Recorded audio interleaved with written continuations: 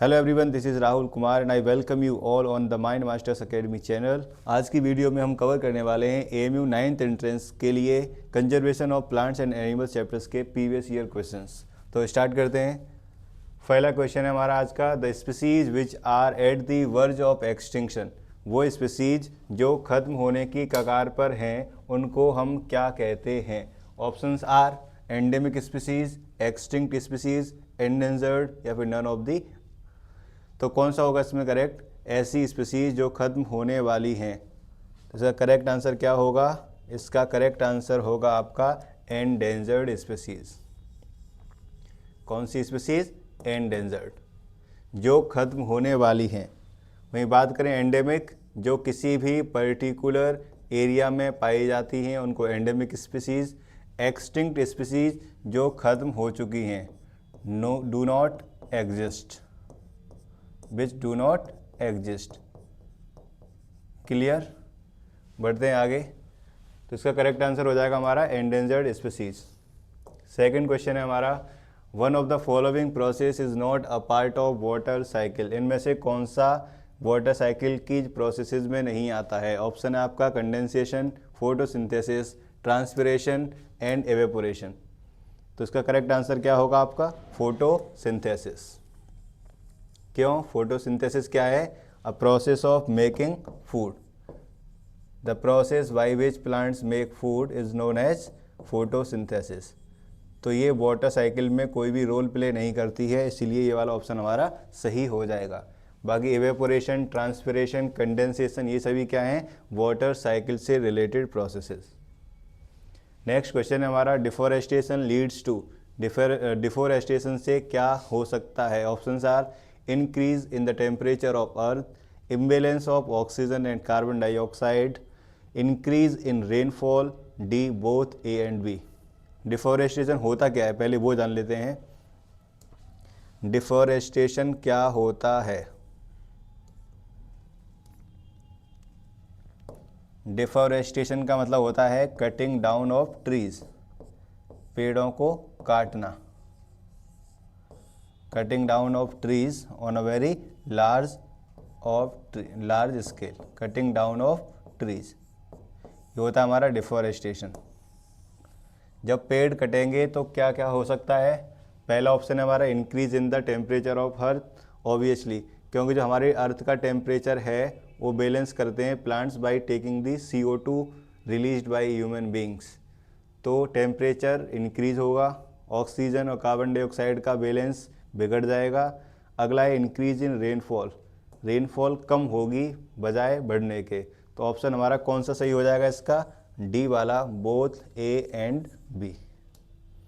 तो वहीं पर बात करें अगले क्वेश्चन की, तो अगले क्वेश्चन में हमारा है, those species of plants and animals that are found exclusively in a particular area are termed as। वो स्पीसीज जो किसी एक पर्टिकुलर एरिया में ही मिलती हों, नेचुरली किसी दूसरी जगह पर नहीं मिलती हों, उनको क्या कहेंगे? Options are endemic species, particular species, exclusive species और endangered species.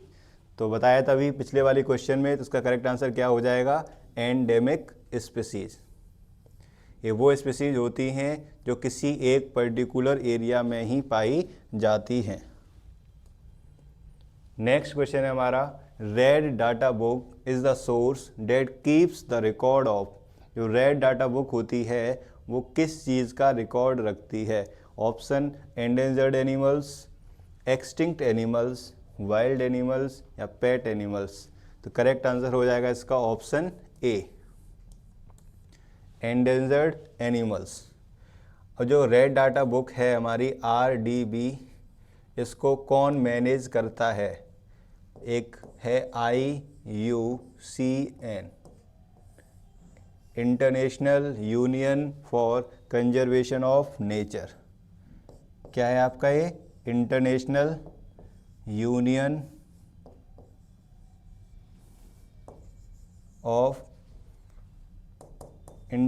Union for Conservation of nature.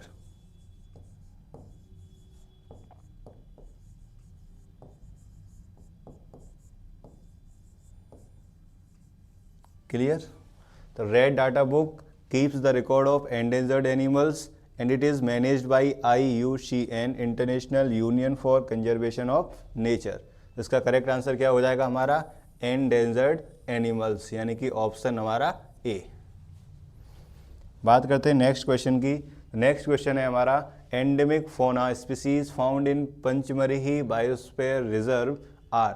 एक बायोस्फीयर रिजर्व है पंचमरही बायोस्फीयर रिजर्व, इसके अंदर कौन कौन सी एंडेमिक फोना यानी कि एनिमल्स की स्पीसीज? तो ऑप्शन हमारा बाइजन एंड फ्लाइंग स्क्विरल सही हो जाएगा। क्लियर? नेक्स्ट क्वेश्चन है हमारा Dash is a group of living organisms consisting of similar individuals capable of exchanging genes or interbreeding। तो ऐसे ऑर्गेनिजम्स जो इंटरब्रीडिंग कर सकते हों उन्हें क्या कहेंगे? ऑप्शन है फैमिली, जीनस, स्पीसीज, ऑर्डर। इसका करेक्ट आंसर हो जाएगा आपका स्पीसीज। ठीक, इसका करेक्ट आंसर क्या हो जाएगा? Species. Kanha national park is located इन। जो कान्हा नेशनल पार्क है वो कहाँ पर लोकेटेड है? आंध्र प्रदेश, गुजरात, मध्य प्रदेश या फिर राजस्थान।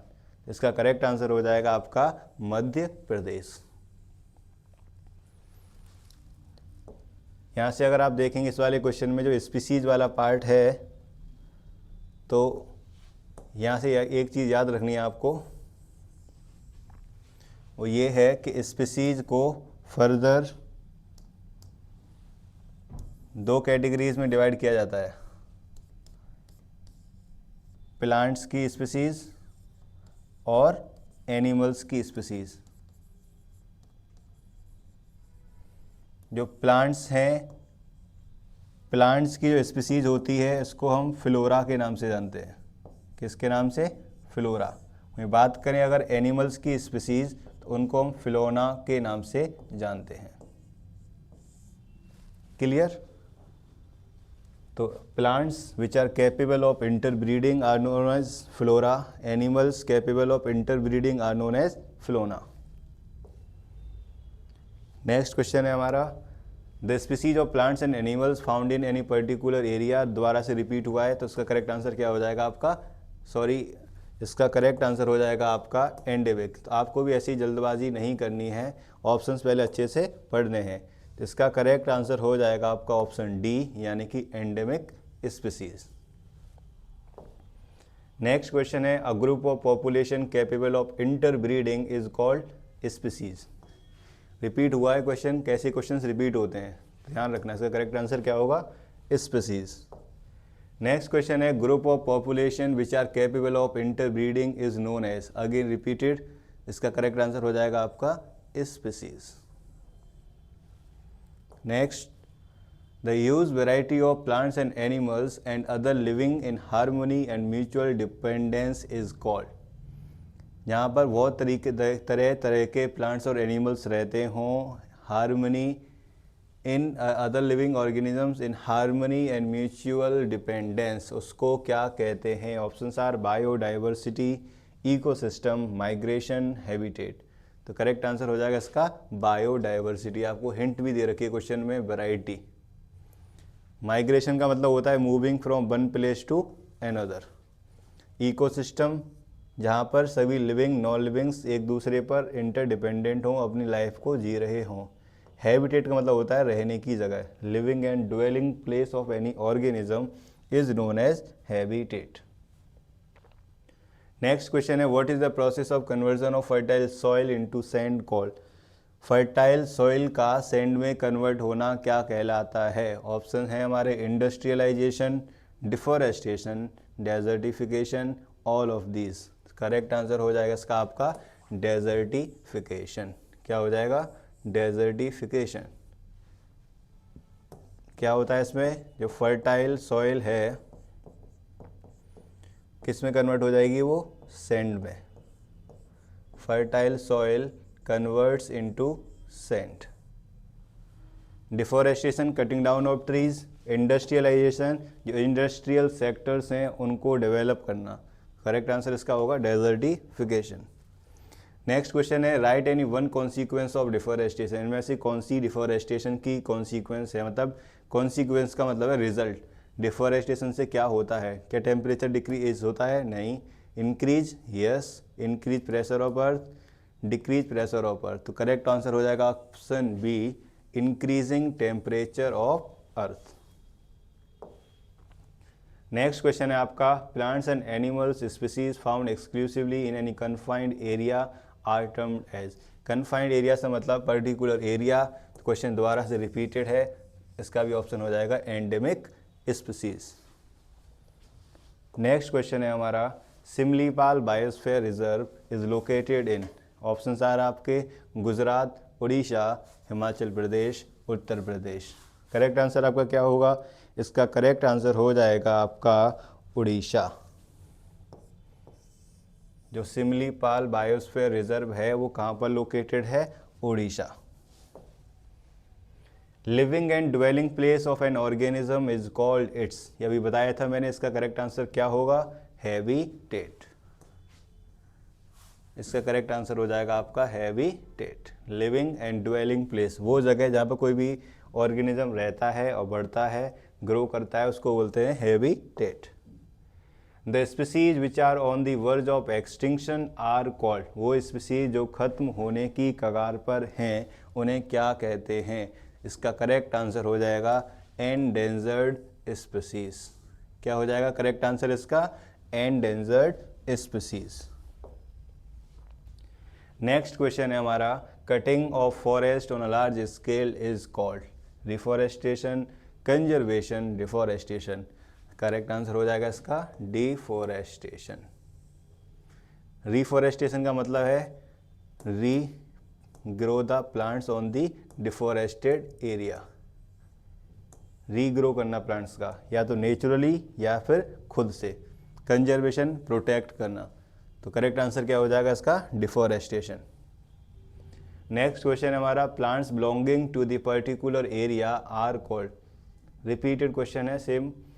अब वहाँ पर मैं बताया था स्पीसीज़ के दो टाइप्स होते हैं आपका, एक था एंडेमिक स्पीसीज, एक्सटिंक्ट, एंडेंजर्ड, उसके अलावा फ्लोरा एंड फोना। तो कह रहा है plants belonging to any particular area, उन्हें हम क्या किस नाम से जानते हैं, फ्लोरा। फोना एनिमल्स, फोना क्या होंगे हमारे, एनिमल्स। क्लियर। नेक्स्ट क्वेश्चन है हमारा which of the following is not a reason for migration of a bird. जब भी कोई बर्ड माइग्रेट करती है एक जगह से दूसरी जगह पर, तो इनमें से कौन सा रीज़न नहीं है।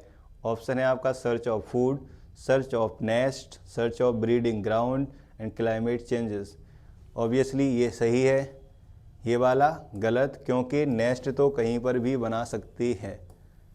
तो ये वाला search of breeding ground, climate changes, ये सभी फैक्टर्स होते हैं जिसकी वजह से माइग्रेशन करती हैं, but it is not a valid reason for migration of birds. तो करेक्ट आंसर क्या होगा इसका, option B, search for nest is not a reason for migration. यह है अगला question, species of plants and animals that are exclusively found in any particular area are called. कई बार repeat हुआ है, इस क्वेश्चन का आंसर आप देंगे कमेंट सेक्शन में। ओके, ये वाला क्वेश्चन कई बार रिपीट हुआ है, answer it in comment section. Forest supports a variety of. जो फॉरेस्ट होते हैं उसके अंदर किस किस चीज़ की वैरायटीज़ होती हैं। Options plants only, animals only, water only, all of this. तो करेक्ट आंसर आपका क्या हो जाएगा इसका, ऑल ऑफ दिस। तो यही इसी क्वेश्चन के साथ होता है हमारा ये चैप्टर ख़त्म। मिलते हैं नेक्स्ट वीडियो में। Till then revise all the questions and do make sure to subscribe the channel and like the video. Thank you.